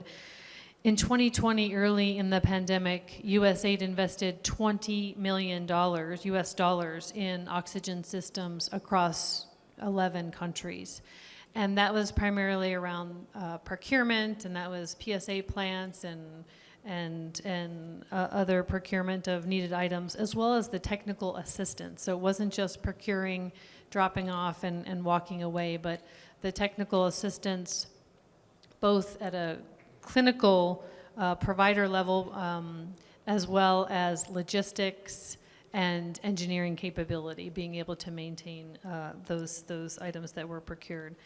In 2021, the US government contributed $3.5 billion with a B to Global Fund, and a lot of that we heard was included oxygen investments around oxygen systems. Mm-hmm. And in fact, what the US government saw when countries were sending requests and needs back to USAID Washington is the number one need behind vaccines was oxygen. It was the number two greatest need that countries were saying that they needed. And as we have coming to a close in 2022, USAID is investing $50 million in liquid oxygen, and as well as $25 million in market shaping approaches. So to address some of the challenges that our colleague from Kenya was mentioning in terms of the private sector. I just wanted to build on what our colleague from UNITAID, Marisol, mentioned in her opening remarks in terms of Rwanda specifically and the success that they've had. So the good news, bad news story with USAID in Rwanda, my team and I put a proposal together to supplement some of the oxygen infrastructure in Rwanda. We did this in early 2021. By the time the US government got its act together in terms of the approval of this proposal and all of that, Rwanda was way out ahead and didn't even need the things that we had put in this proposal. So trying to keep up with the government of Rwanda and again, its leadership around oxygen, they have, 26 new oxygen plants. They have renovated 8 more. So we do not do anything at USAID that's not in lockstep with the government, the Ministry of Health, and its priorities. So we'll need to be circling back with Brenda and Chai and the Ministry of Health and RBC to ensure that this updated proposal that we'll put forward reflects the current needs and not what was actually needed in 2021 when we put the proposal together. Yeah. And then just the last thing I will say is, I guess in terms of next steps, we want to be able to focus on sustainable solutions. We've heard a lot about liquid oxygen and where feasible, wanting to support the governments to be able to take that up, as well as more income generating options in order to pay for that ongoing maintenance and operations that we know are so key to this. And then just, I think worth mentioning again, the coordination and the communication that's required both on the funding gaps, but also the technical assistance gaps that are required in countries. Thanks so much. Okay, thank you very much. And with that, we have listened to everybody on the panel, but I want to take it back to my government officials here, the 3 government officials.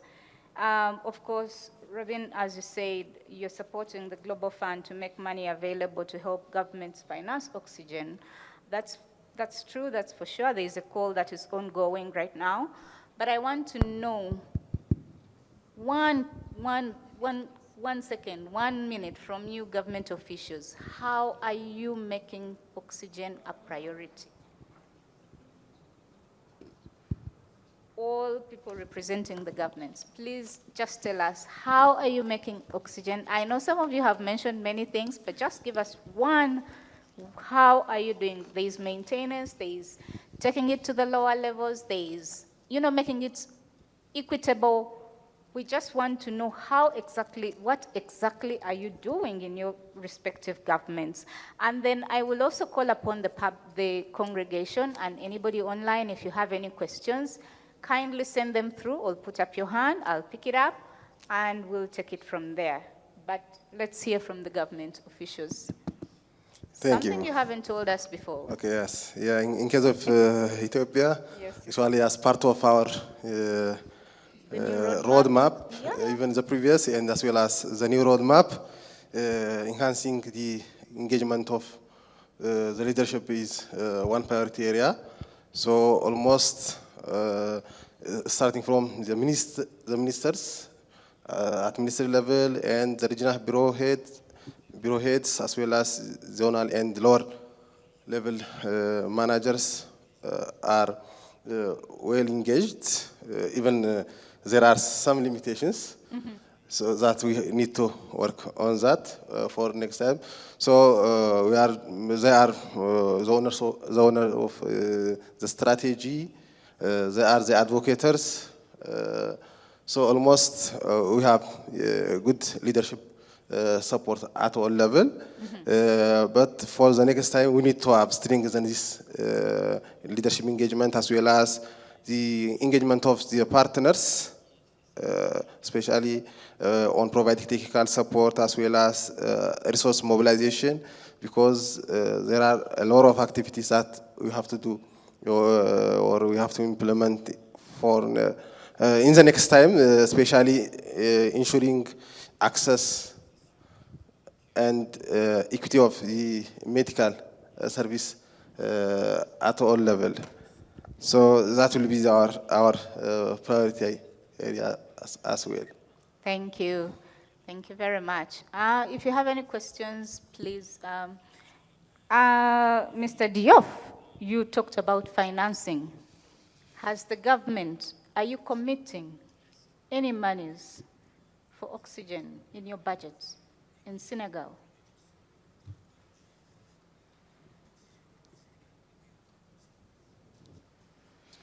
Oui, au Sénégal, l'État du Sénégal est, en tout cas, est très engagé encore à mettre du financement pour rendre l'oxygène accessible partout et pour tous. En première prise de parole, je dis le Sénégal a commencé depuis en 2010 de rendre autonomes tous nos hôpitaux en termes d'oxygène. Cette politique-là se poursuit et cette année, on est en train de mettre 35 centrales d'oxygène au niveau des hôpitaux.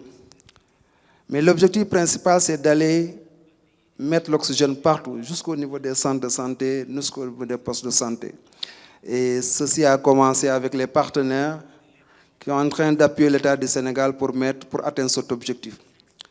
Mais il faut noter également qu'il y a les générateurs d'oxygène, mais il y a le système de distribution. On est en train de mettre aux normes le réseau de distribution de l'oxygène. Cela me paraît important par rapport à ce que nous sommes en train de dire. Mettre aux normes ce réseau permet d'assurer la sécurité par rapport à l'oxygène, mais également permet en tout cas d'être efficient par rapport à la production. Donc, on est en train de faire les deux choses, la fourniture des centrales, mais également la mise aux normes de ces réseaux de distribution. L'État du Sénégal également, par rapport à la maintenance, beaucoup d'investissements sont en train de faire. Et l'État du Sénégal, donc j'ai dit, a pris la maintenance à bras le corps. On achète la maintenance pour tous ces centrales d'oxygène. C'est une stratégie qu'on appelle maintenance all inclusif, qui est confiée intégralement aux fournisseurs qui s'occupent de la maintenance, quelle que soit la panne. Maintenant, nous sommes en train de travailler pour ne pas être trop dépendants, et c'est là où on demande l'assistance technique, un renforcement en tout cas pour que nos techniciens, nos ingénieurs, nos cliniciens soient encore renforcés pour pouvoir suivre encore cette maintenance. Pour dire vraiment, il y a une volonté politique qui est là pour en tout cas investir encore davantage dans ce domaine de l'oxygène. Merci. Thank you. The political will is a key thing. We really need the political will. Dr. Kretishe from Nigeria, you said you're creating demand. Is the demand now available? How are you creating this demand? You talked briefly about it. Just expand it in 1 minute, please. And any questions from the floor? Yeah, there's one there. There's one there. 1, 2, 3. Thank you. The demand I meant is when the healthcare worker has the understanding of diagnosis and then has the understanding of indication for use. That comes only through knowledge and training. Nigeria has 109 senatorial districts, 38 states. We joke that we have 38 countries in Nigeria. Because 200 million, over 200 million, they are not staying in the center.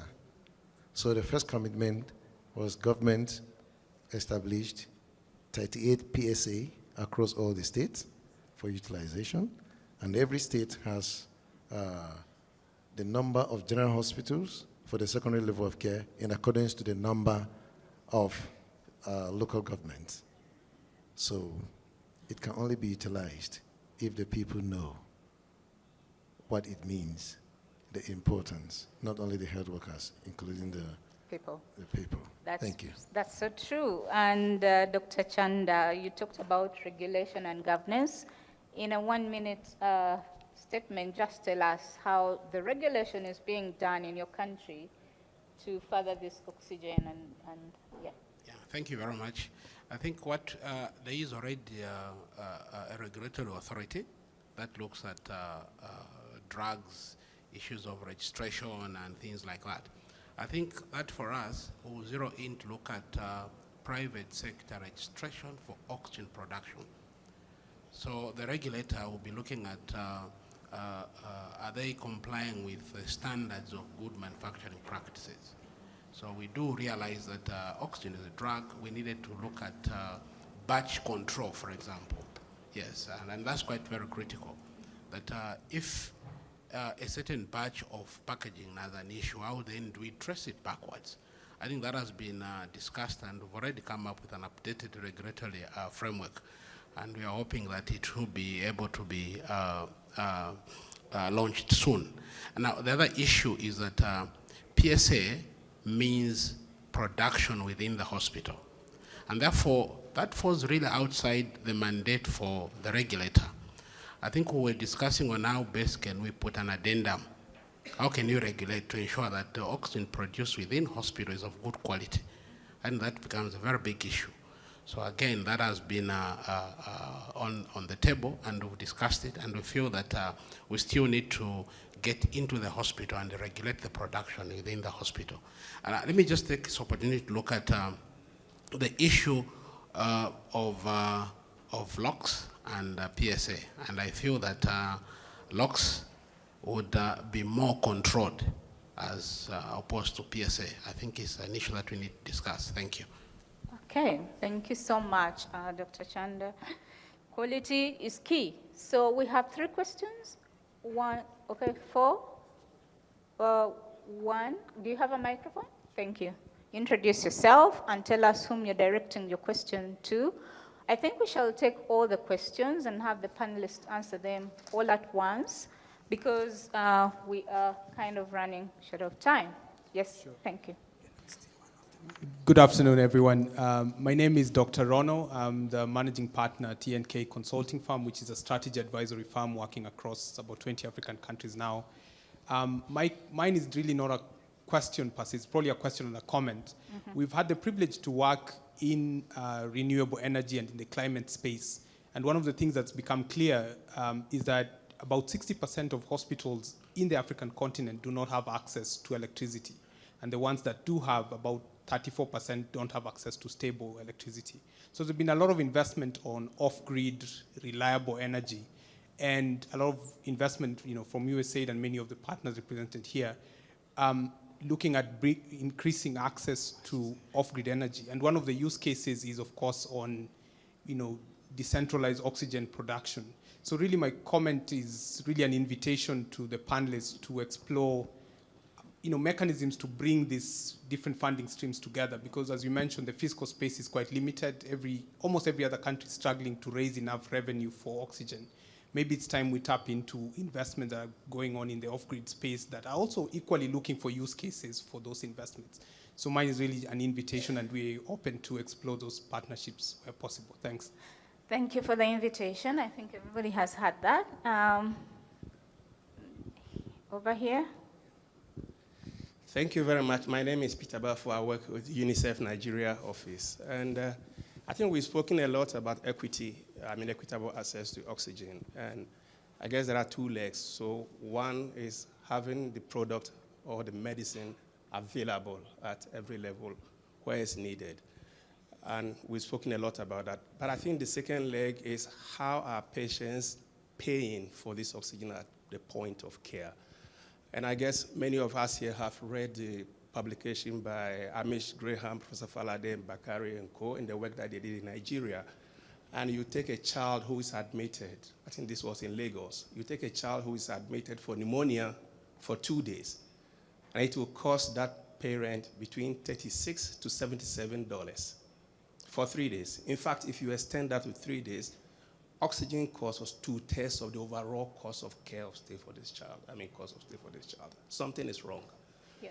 We cannot continue like that. And if our government representatives can share with us what are the experiences out there to mitigate this for patients at the point of care, especially where we don't have health insurance took over for this. Thank you. Okay.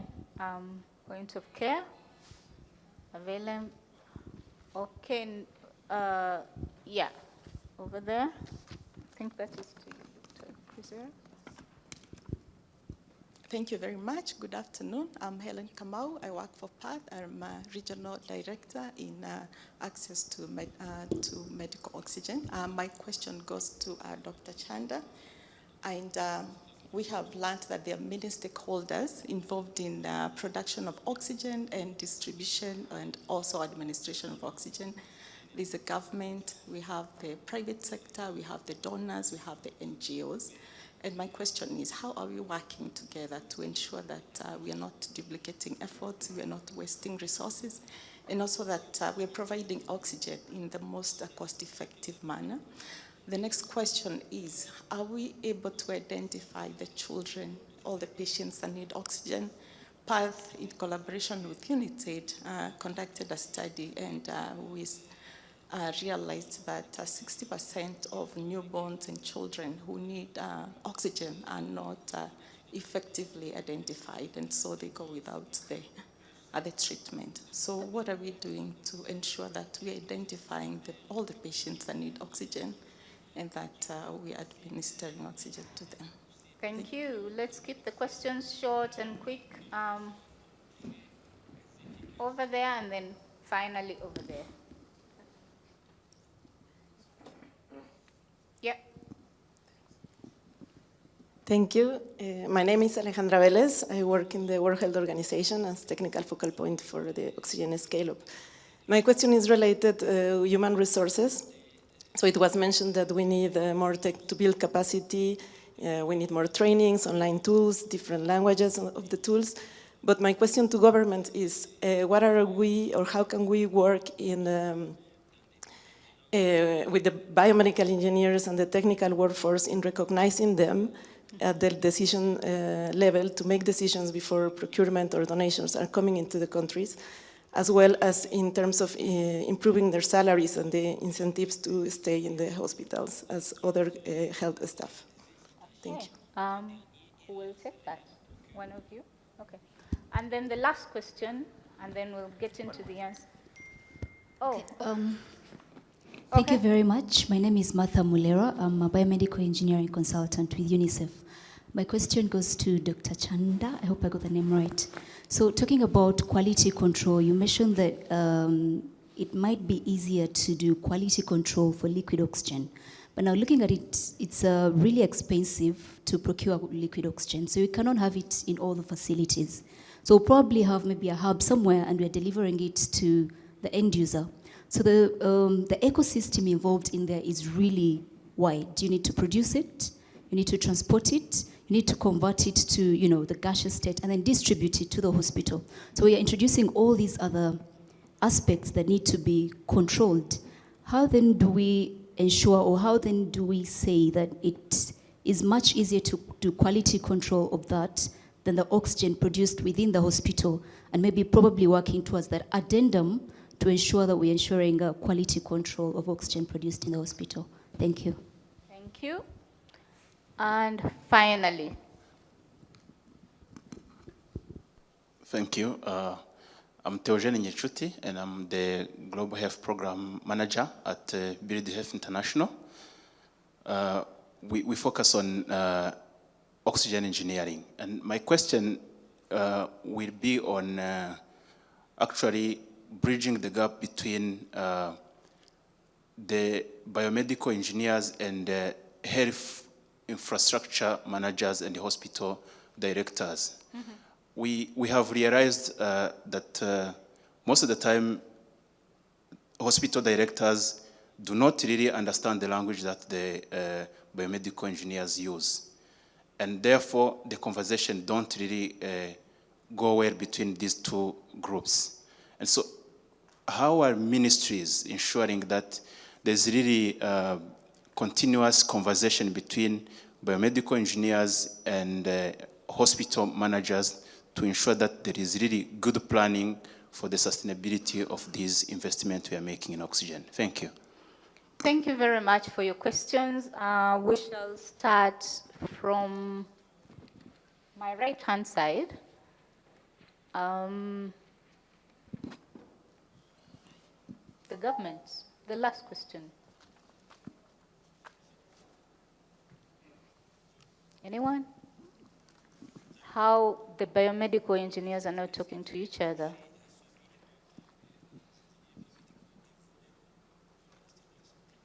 Do you want to comment? Voilà. Pourquoi je suis à l'aise pour répondre à cette question en tant qu'ingénieur biomédical et aujourd'hui directeur des infrastructures, des équipements et de la maintenance au ministère. Je pense que c'est un débat qui se posait, mais qui ne doit plus se poser maintenant. On doit pouvoir plus évoluer pour mieux gérer cette interface entre les utilisateurs et les ingénieurs biomédicaux. Les ingénieurs biomédicaux, je pense, sont à l'écoute de ces cliniciens qui doivent définir ses besoins cliniques et nous, en tant que techniciens, qu'on définisse ces besoins cliniques en besoins techniques. Je pense qu'il faudra cette compréhension du rôle pour pouvoir, en tout cas, gérer cette difficulté. Dans notre pays aujourd'hui, ce travail-là est très, très bien fait. Il y a une limite de prestation entre les médecins, entre les administrateurs et les techniciens biomédicaux. Et aujourd'hui, je pense que ça se passe très bien. Il faudra un dialogue, il faudra une bonne gestion des rôles et des relations pour arriver à ce niveau-là. L'ingénierie biomédicale, il faut le rappeler, c'est très jeune.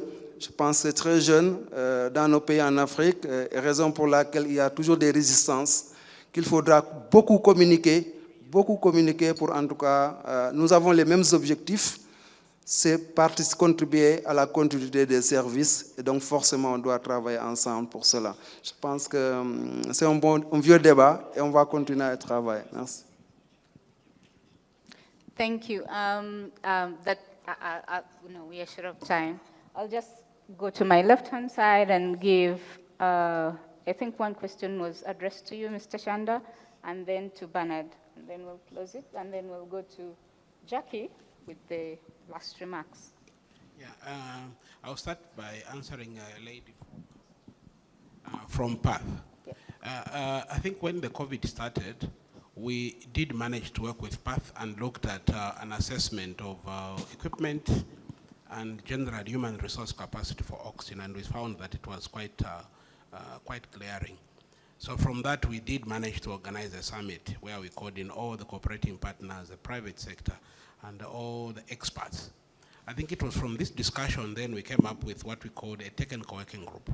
So this group is really meant to ensure that we discuss issues of oxygen in one room with all the partners, and therefore that avoids duplication. I think that for me has worked very well, and the technical working group is still working to implement the strategy, and we're hoping that that should work very well. The second question in terms of neonates, I know that we did procure pulse oximeters with Perth, and they were distributed, and the priority really was given to neonates and maternal.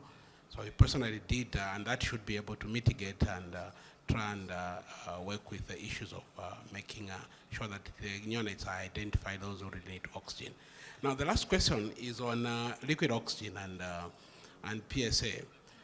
I think for me, I wish there were engineers here. The problem of PSA, oh yes. I think you agree with me that PSA requires that your zeolite is changed regularly. That's number one. I think many of the many plants that we had in our country, the zeolite were not changed for a long time, and therefore they were not able to produce the quality that we needed. Mm-hmm. Now it depends on the hospital whether they should use that oxygen or not. So the field and many hospitals that were running, even the smaller concentrators, they were, I think changing zeolites was really problematic. I know UNICEF did a study looking at the concentrators. They were really problematic. They were just producing room air. And that has been actually documented. Now, the liquid oxygen advantage is that you can pinpoint and look at the quality and the purity that they are packaging. And that can be worked out. Mm-hmm. So I feel that it is important for us to really look into this issue seriously, actually. for more especially for high volume hospitals. Let me just give this example. If your capacity of a PSA is 400 liters per minute, what is the implication? If you put only 40 patients on 10 liters per minute, it means you've exhausted that capacity. That's the implication. And therefore, it cannot manage to respond to your surge. And that's quite critical to understand. So for high volume hospitals, our recommendation would be that you need liquid oxygen.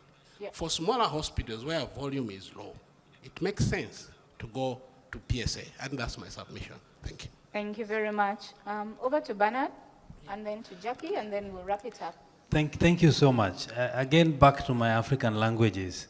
We actually don't have the word for maintenance in a lot of our languages. So we are not very good at fixing things until they are broken. So when you're a biomed and you're going to the hospital administrator and saying, I need $20,000 for a major service of a PSA, and it's not broken, he may think you're crazy. So we really need education to explain to them that this 20,000 may save you 100,000 when the machine is completely broken and not producing the desired concentration as you want. A minor correction in that zeolite is a naturally occurring element. If you maintain the plant well, you can actually use it for 1,000 years without ever requiring to change it. The problem comes when we don't maintain this equipment well and oil leaks into it, it becomes useless and you never get your oxygen out of it. So this is really a big problem. And I agree with you that we are lucky and we must count ourselves very lucky as Africa because we didn't have as many COVID cases as the rest of the world did. When Kenya had 1,000 patients in the ward, we ran out of oxygen. So we must count ourselves lucky. And that is why there's need for additional investment in LOX capacities for more oxygen in the market to meet any demand that could arise. The PSS alone will not give us the quantities that we need. Thank you. Indeed, equitable access is key. So Jackie, we just want you to speak briefly about researchers coming together with a strong focus on Africa to align and highlight support to address major gaps in oxygen systems. So thank you. The other hat I wear now is the health systems researcher. After grappling on the shop window and feeling frustrated at the system, I started to think about how can be part of the solution. So I think we've heard a lot about how the pandemic exposed massive gaps in access to oxygen that had always been there affecting many patient populations. And as a pediatrician, the newborn and children are close to my heart.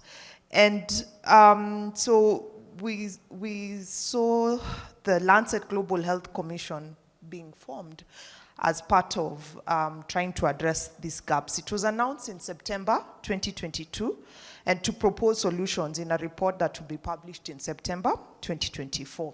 We've had about millions of dollars worth of investments, so we want to try and ensure there's evidence backing how these funds can be spent. So there are 3 academic institutions chairing the commission: Makerere University in Uganda, ICDDRB in Bangladesh, and the University of Melbourne in Australia, with support from the Every Breath Counts Coalition. There are 20 commissioners who will oversee the report, experts from many countries, and I'm delighted to be one of them, to finally be part of the solution. There's a 40-member advisory group who will guide the commissioners, and then there's a bigger group of oxygen access collaborators who meet monthly, and that's open to everyone, and we urge you to join us to be part of the solution. So there's a way for everyone to participate in this commission. We had our first meeting last week, and I think what we are doing is just understanding the 4 work streams, determining the burden of hypoxemia, oxygen access, oxygen solutions, and financing and the political economy of oxygen systems. There's more information at the StopPneumonia.org website, and we look forward to your support. Thank you. Thank you very much. And I hope the government representatives that are here know that the Global Fund has more money available to help you finance oxygen, and you can always put in your requisition if you want to. Let's clap for the panel again. Very good discussion, very insightful, very knowledgeable, and we have learned a lot. Please don't go away. We have one last word from Dr. Raji, who is closing with closing remarks. Dr. Raji from Africa CDC. My panelists, please, you can go away. Feel comfortable. Dr. Raji, you're welcome.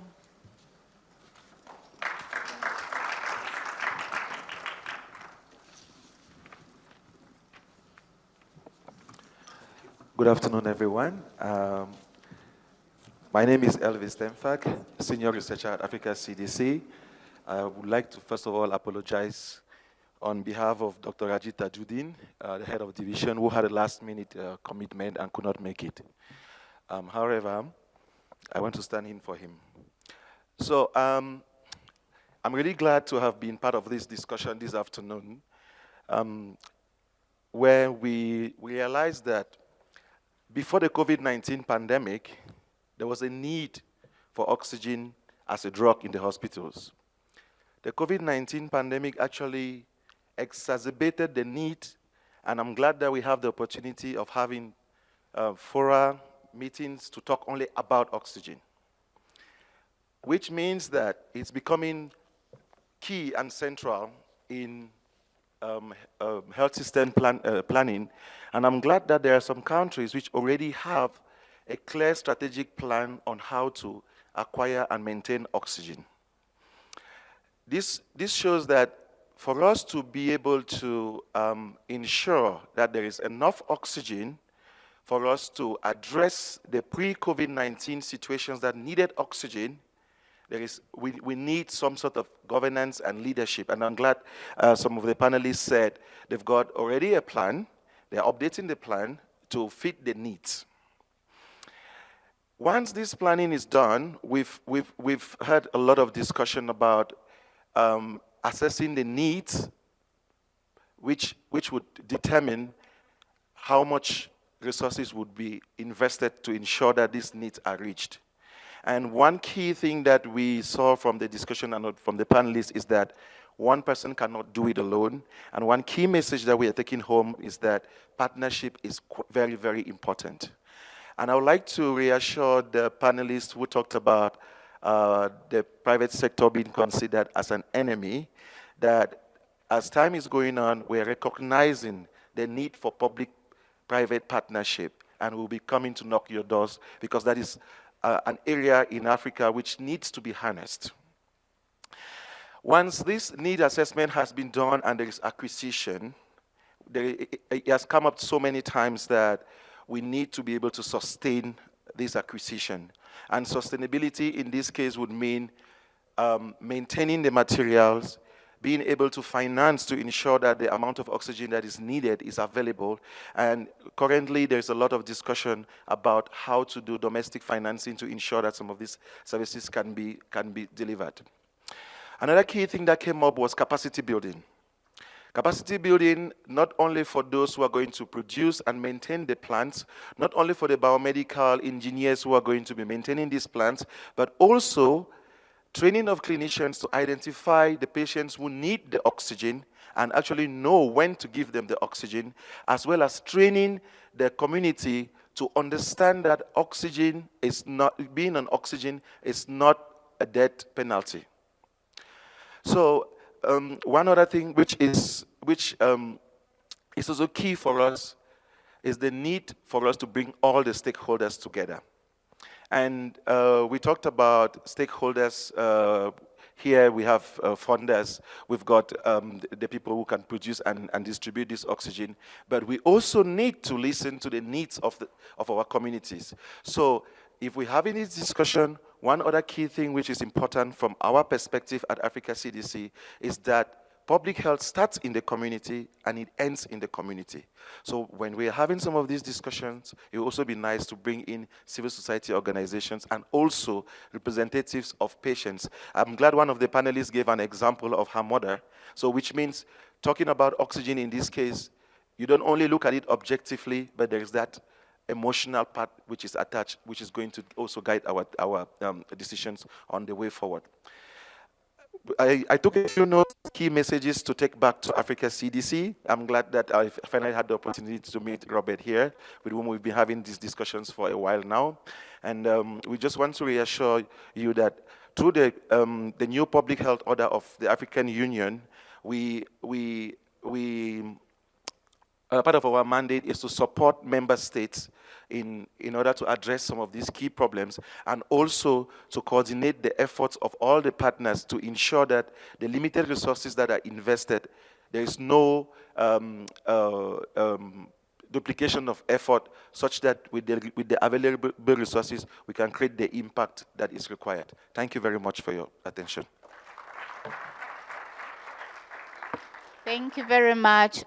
We have heard from Africa CDC, and I think this seals it all. Thanks to my panelists again. Let's clap for them again. And we hope this conversation continues beyond these walls, and we get oxygen available to everybody who needs it, because oxygen saves lives. Thank you so much, and have a good conference.